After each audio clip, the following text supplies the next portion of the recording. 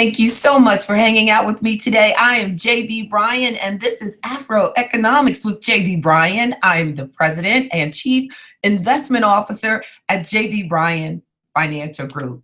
I'm excited about this opportunity to spend the day with you and, well, these moments of your day with you. And Happy New Year. It's coming up. Next time I'll talk to you, it'll be 2016. So thank you for your time today. We're going to talk about Kwanzaa and the how it relates to me financially, especially in Afroeconomics, when Afroeconomics is about building wealth within the Black community in America and abroad. So we're trying to globally increase the wealth of Black people, and Kwanzaa is about building us up as Black people. So I want to unite the two. I've never seen a financial discussion about the financial principles of Kwanzaa, but hey, we're brand new. We're bringing something new to the scene, and I hope that it will help you embrace Kwanzaa and embrace Afroeconomics even just a little bit more. Take a moment and download the app, Afroeconomics app on your smartphone, and then you can click right through and you can watch it through your phone as well, and make comments. Please feel free to make comments. It is the week of New Year, and I don't have any production assistance today, so I can't reply to your comments immediately, but I will get back to them as long as YouTube puts them up there. We have the teleconference participants on the line, so I'm going to need you all to help me out. If you have any questions on the teleconference, please speak them loud and proud, and I will answer any questions that you have. The Afroeconomics app is there for your convenience, and it is absolutely complimentary. And subscribe to the YouTube channel, JB Bryan Afroeconomics. Subscribe to the channel. It always makes me smile when I have a new subscriber. And click like if you like today's discussion. So today, let's talk about the principle. Kwanzaa has 7 principles, and Afroeconomics, in the book that comes out, has 10, and 6 core and 4 more that I added. But the Afroeconomics started with 6. Kwanzaa started with 7. So the principle 1 of Kwanzaa, and I'm looking over to my notes, so I don't know them by heart, so hang in there with me. The principle 1 is seeking harmony and togetherness. Unity is the first principle of Kwanzaa. How does that relate to us financially? Well, you all know, especially when we're talking about family. So it says unity, building and fostering harmonious, positive, and warm relationships and attachments in the family, school, neighborhood, and large national community. So we know that financially, even if we just focus on it as a family, being in unity or just being together on what our financial goals are as a family are vital. So let's use this time of year to sit down with your family and talk about what your financial goals are. For example, I wrote down that creating common financial goals, like if you want to be debt-free, well, being debt-free, if you're a part of a family, if you're, and that it takes a team effort, as you know. So if you have a family member that's constantly pushing for going into debt, and then you have you who wants to reduce the debt because you know that, wealth can be increased by buying assets, and the less you have to finance those asset purchases, the better. You want assets that are going to create income, and that will increase your wealth and create income for you down the road when you really need it. So we don't want to accumulate, especially unnecessary debt. So when I say debt, I'm talking about debt that when we're purchasing things on a credit card that are going to just go down in value.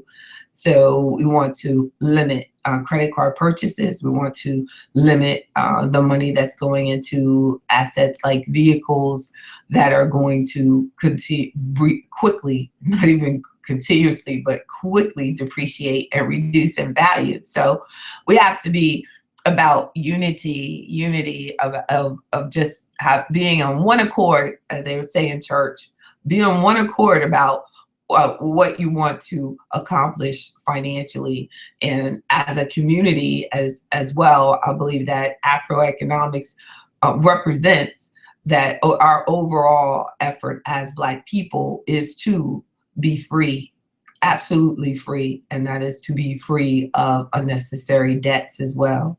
So let's talk about principle 2 is directing our own lives and course of action, self-determination. Self-determination. Self-determination, like last week we were talking about materialism and how it has impacted our community. Well, materialism comes about because having things becomes part of your self-determination. So when a person has decided that they are what they wear or are the debt that they've acquired, then that becomes their part of, that becomes themselves. That's how they define themselves. So self-determination, defining and shaping our own interests, our own priorities and image, and grounding our thoughts, practices, rituals, and celebrations in our own community, our own history, and our culture.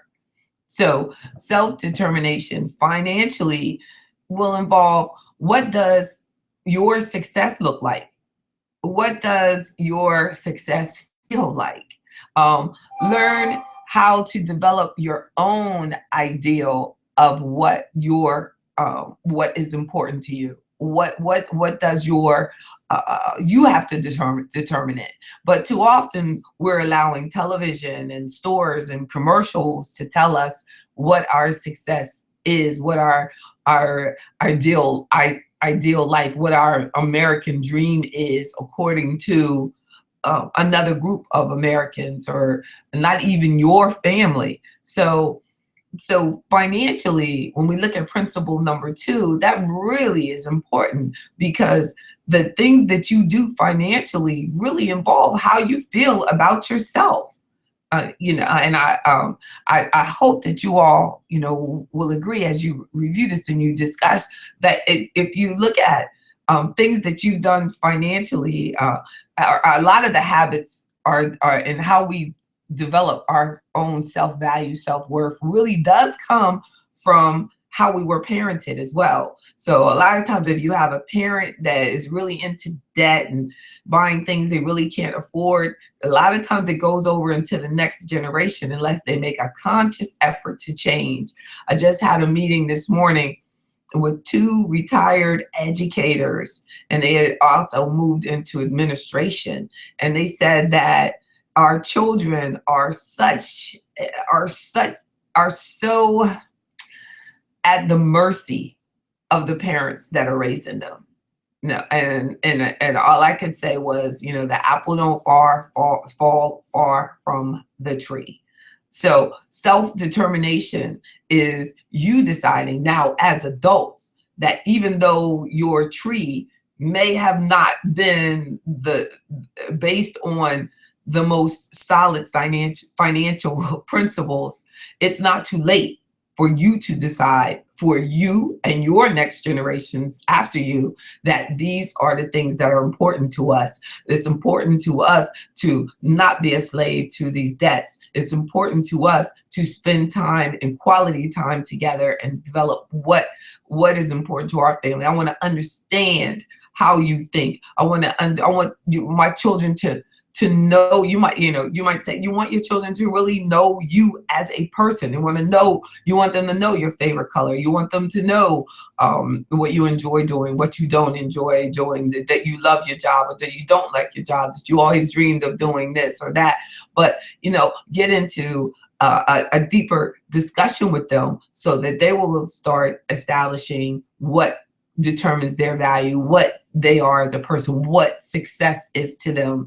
Is success to them getting straight A's, or success to them getting that great pair of Nike sneakers? So do they just get the Nikes and then still have bad grades, or are the sneakers a reward for getting good grades, so that you're teaching them that being a thinker and studying and being disciplined is a part of their value as a person, if that's the value system that you would like for them to have, and if your value system is for your children to do well in school. We have to decide these things. If we want our value system to be that, I'm going to be, wealthy, and that you're going to claim that and make practices in your family and take steps to make that happen. And there are certain things that you'll do that will not allow that to happen or actually work away from you. So you want to realize that this second Kwanzaa principle of self-determination is to teach you that you actually do determine who you are and what the value systems, what your ideal of financial success is. So let's look at the third principle of Kwanzaa: collective work and responsibility, caring for each other's well-being,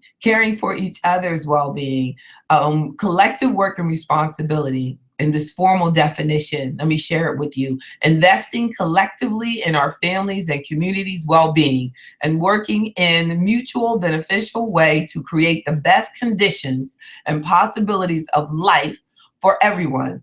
So if I take that to me, what AfroEconomics is, then it made me immediately think about why it's important to have life insurance, why it's important to have disability insurance, why it's important to look at long-term care insurance, why it's important to pay off your debts, why it's important to pay your taxes, why it's important to take care of your responsibilities, because what you do affects everybody that you love.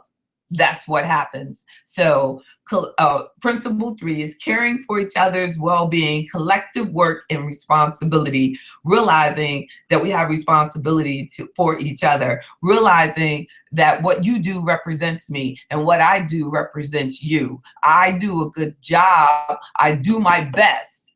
Now, to say a good job, that's all relative, but I do my best each day because what? I do my best each day because I honestly believe that I represent myself, my God, my child, and you as a community at large. What I do, I believe, affects what people see and what people view as Afroeconomics, and I reflect the Black professional. I believe that. I accept that responsibility. It's not too much for me.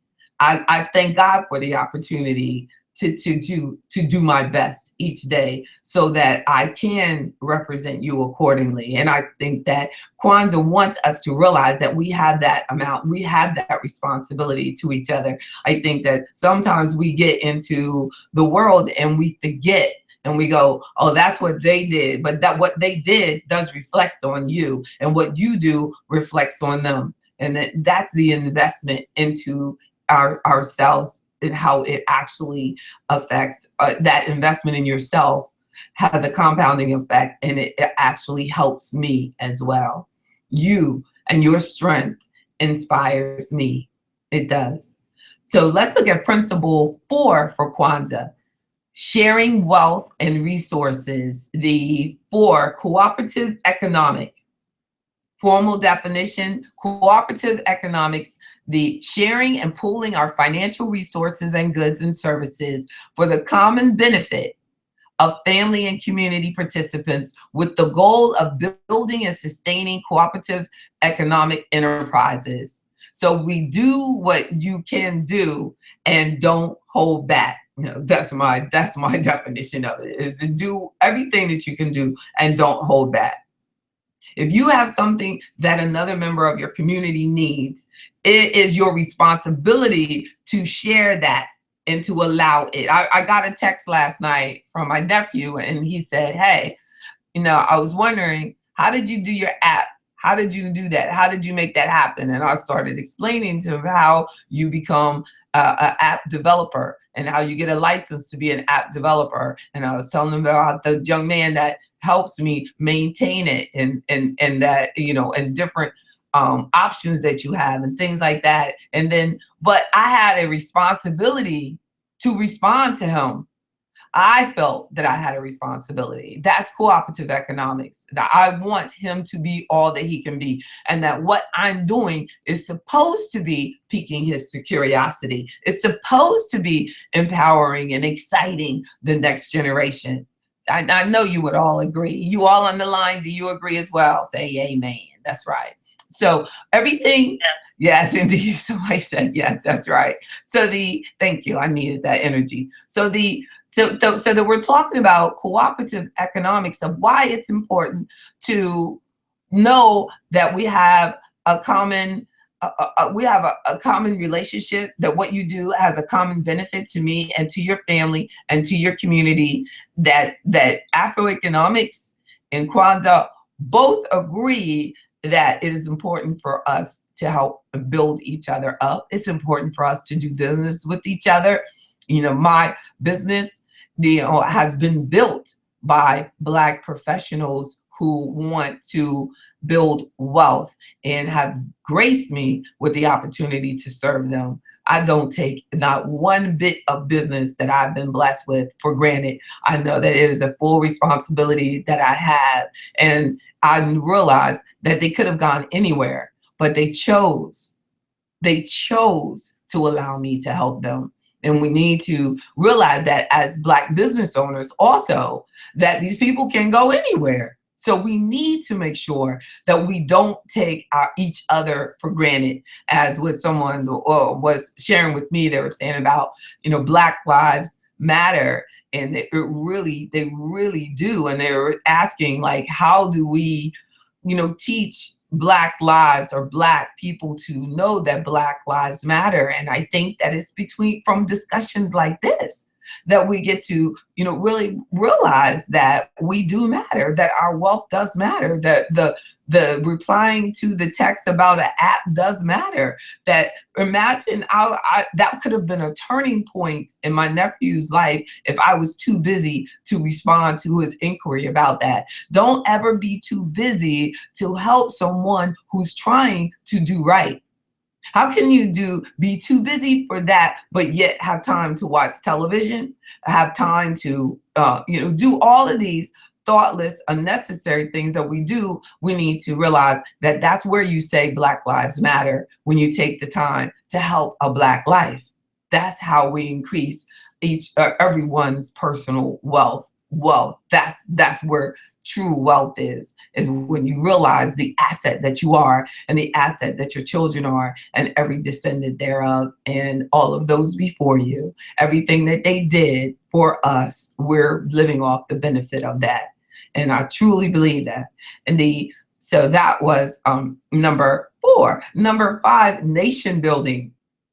And I have been quoted as saying that a stronger financial Black community means a stronger nation for all. And I know that there is absolutely no way that the United States of America should have a permanent underclass, and it definitely should not be my people. I'm going to live the rest of my life to make sure that our community is not an underclass, that these statistics begin to change. I think that whoever we vote for, we need to make sure that they have a commitment to increasing the income and the wealth within the Black community. Over the last decade, we have seen our assets, our worth in the Black community diminished. Whoever gets to be in the White House next time needs to realize that they need to include Black people in their agenda. What are you going to do to change this? Because we have not had the economic recovery yet.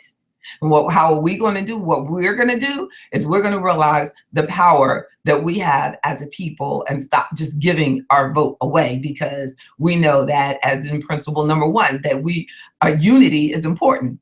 So we know here in principle number 5 that we are in a position to build a nation. So it says in the principle number 5, nation building purpose, fulfilling our duty and obligation to contribute to the high and moral serious purpose of nation building. And that's what we're doing. When we say that we're going to get our job and then we're going to do our best, we're going to get our business and we're going to do our best. And some days your best is going to be better than the other day, but every day we have to make a commitment to doing our best, especially if we want to see our entire nation move forward and get better for everyone. And I'm not saying that we're supposed to ask any political candidate to give us anything, but I think that it needs to be realized that our community was disproportionately impacted by that financial things that were done by the banks that got the big money, and these black people that purchased homes, they had a dramatic amount of foreclosures because they did not have a full understanding of the risks and the loans that they were using to purchase the homes. So the biggest drop in our community's wealth came from foreclosures on homes. That's a problem. And then when they said we're going to help people recover, they increased the credit criteria in order to buy another home again. So when we could not get back into the game, our credit was worse and the criteria was tightened, and these same banks that got all of the money were able to leave the victims out. And we have totally forgotten about it. We haven't realized it. So I'm not saying, by no means, AfroEconomics is about self-reliance, but it's about us waking up to the fact that we need to unite and that we're part of this country. And we're not just people who run and thank God you let us vote and we got in here and people got beat on the head so that they could vote. So we're going to vote. No, you're going to make sure that your vote counts by making sure that a proper, legitimate agenda of empowering our community financially. We have drastic unemployment. You have double-digit unemployment in the entire community. That's a problem. And those who do have jobs are underemployed. That's a problem. So we need to fulfill our duty and our obligation to contribute to this nation by lifting up our standards. We have to. So number 6, continuous improvement and perfection, creativity. Number 6, working diligently to continuously enhance our families, our neighborhoods, and our people. Wow, that really hits it, doesn't it? Continuously improving our communities.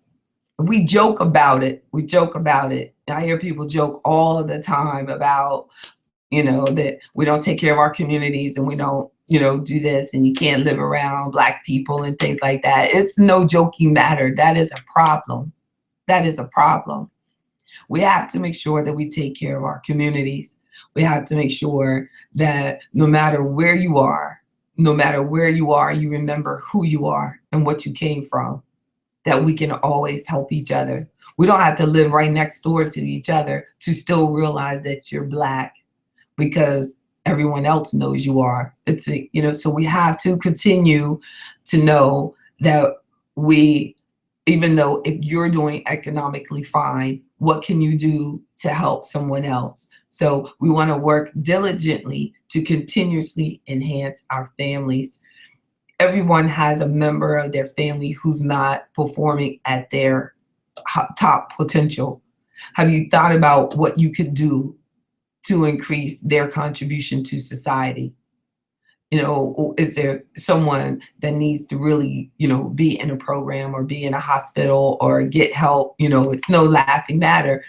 We're going to have to clean up. We're going to have to clean up from within ourselves, and, start with yourself and your own family, and start with what can we do creatively to make things better. Starting, right, starting with your small circle and making the circle bigger and bigger. And then at the same time, realizing that the best example that we set, the most creative thing that we can do, is to make sure that we pick up our own game, that we keep our own game right. I said at the beginning of the year that I was going to do a workshop every Wednesday, every week, every week. And I kept that commitment. Somebody that listens, somebody that's in my world, somebody out there that's been following me has remembered that she said that last year this time, and I kept my word.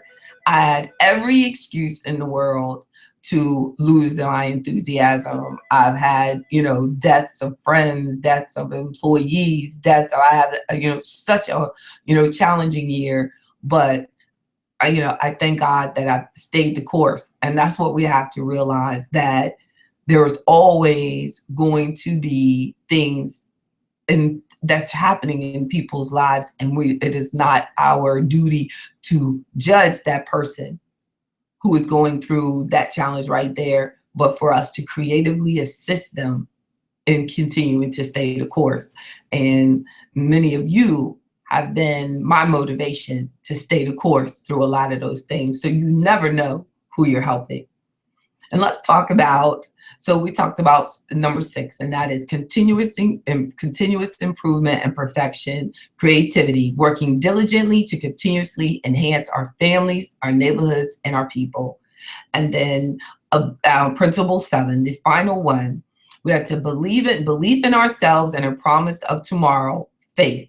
And my notes about faith are: faith involves works, taking continuous steps towards our financial goals. And that's where AfroEconomics and Kwanzaa definitely relate, because in our community in general, we know that we are a faithful folk, that we have had to move forward without knowing at all about what is yet to come, but we have still continued to move forward. As an entrepreneur, especially as a Black entrepreneur, and I'm the first Black female in my area, my corporate headquarters, that ever started a registered investment advisory firm in 1995, and I had no one in my community to model.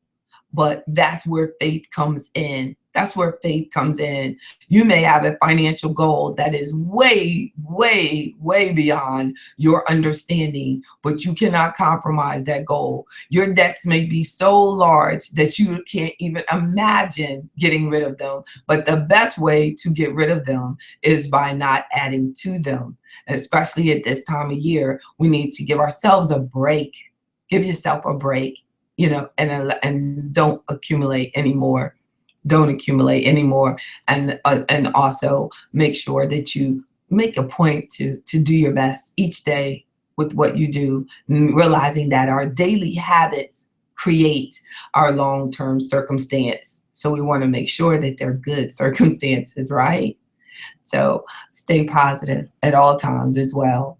I am JB Bryan, and that was AfroEconomics, a discussion of the financial principles of Kwanzaa. And I hope that you could get it. I'm kind of deep sometimes, but I celebrate Kwanzaa each year. And I said, wow, never thought about it. 20 years I was celebrating Kwanzaa and never thought about the financial principles of it. So yeah, it's real. And it goes beyond just the cooperative economics, but it goes into everything. Our family unity and everything is about connecting financially. Don't forget to download the AfroEconomics app on your smartphone, and please subscribe to the YouTube channel so you'll get your reminders there as well. I'll be back here next week, and we're going to talk about kicking off 2016. And thank you for the opportunity to serve you throughout this year and since 1995. I'm JB Bryan, and I'm the President and Chief Investment Officer of JB Bryan Financial Group, an independent registered investment advisory firm. God bless you.